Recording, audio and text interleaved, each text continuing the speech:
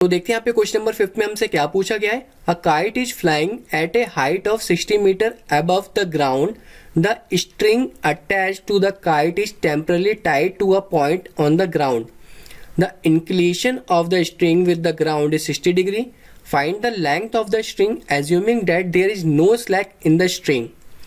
तो यहाँ पे करते हैं इसका सॉल्यूशन। तो यहाँ पे जो पतंग है वो हवा में उड़ रही है और उसकी जो ग्राउंड से हाइट है वो यहाँ पे कितनी है, 60 मीटर है। तो यहाँ पे पहले पतंग की हाइट बना लेते हैं। ये यहाँ पे क्या है, 60 मीटर दे रखी है ग्राउंड से। कितनी दे रखी है यहाँ पे, 60 मीटर दे रखी है। मान लो ये ग्राउंड यहाँ पर है और ये यहाँ पे टाइड है, तो इसका जो एंगल ऑफ एलिवेशन है वो भी यहाँ पे बता रखा है हमें, 60 डिग्री दे है। और यहाँ पे करते हैं इसको अटैच। ये यहाँ पे कितना गिवन है, 60 डिग्री है, तो इसको मान लेते हैं ABC।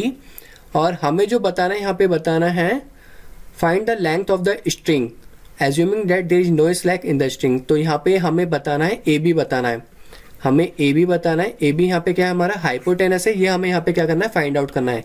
ये यहाँ पे हाइपोटेनस है, ये बेस है और यहाँ पे परपेंडिकुलर हमें गिवन है। तो हमें ऐसा फॉर्मूला देखना पड़ेगा जहाँ पे हमें हाइपोटेनस आता हो और परपेंडिकुलर आता हो, तो हमें आसानी होगी निकालने में, क्योंकि परपेंडिकुलर यहाँ पे गिवन है 60 मीटर।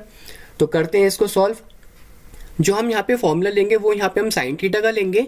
तो हम इसको करते हैं स्टार्ट। तो यहाँ पे मैं लिख लेता हूँ इन ट्राइंगल ABC, क्योंकि साइन थीटा में यहाँ पे हमारा परपेंडिकुलर भी आ जाता है और हाइपोटेनस भी। तो यहाँ पे लिख लेता हूँ मैं sine theta equal to, sine theta का जो फॉर्मूला होता है यहाँ पे क्या होता है, परपेंडिकुलर अपॉन हाइपोटेनस। तो परपेंडिकुलर हमें यहाँ पे कितना गिवन है, BC, और हाइपोटेनस हमें यहाँ पे गिवन है AB। ठीक है, तो साइन थीटा, थीटा की वैल्यू यहाँ पे कितनी गिवन है, 60 डिग्री। तो यहाँ पे मैं लिख लेता हूँ साइन 60 डिग्री। और BC हमें यहाँ पे गिवन है 60 मीटर और AB तो हमें निकालना है, AB हमें यहाँ पे निकालना है, क्योंकि यहाँ पे बताना है स्ट्रिंग की हाइट कितनी है, लेंथ कितनी है, वो हमें बतानी है।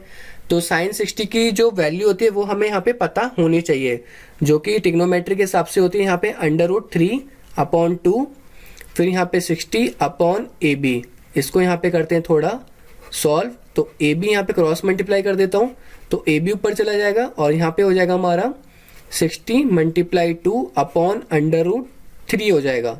इसका मतलब 120 अपॉन √3 हो गया। इसको यहाँ पे कर देंगे हम इसको रेशनलाइज। तो 120 √3 और अपॉन √3 मल्टीप्लाई √3, हमने ऊपर नीचे मल्टीप्लाई कर दिया √3 की। और इसको यहाँ पे करते हैं सॉल्व। तो यहाँ पे क्या हो जाएगा, यहाँ पे हमारा आ जाएगा 120 √3 और नीचे भी आ जाएगा हमारा 3, क्योंकि √3 और √3 को मल्टीप्लाई करते हैं तो यहाँ पे 3 बचता है। इसको यहाँ पे काट देंगे तो यहाँ पे बचेगा हमारा 40। तो यहाँ पे हो जाएगा हमारा 40 √3, कितने आएगा, मीटर में आंसर आएगा। किस में आएगा, मीटर में। तो जो स्ट्रिंग की हाइट है वो यहाँ पे क्या हो जाएगी, 40 √3 मीटर हो जाएगी। होप आपको ये वाला आंसर समझ में आ गया होगा। अगर कोई भी प्रॉब्लम होगी तो आप मुझे कमेंट सेक्शन में कमेंट कर सकते हैं। अब हम बढ़ते हैं अपने नेक्स्ट क्वेश्चन की तरफ।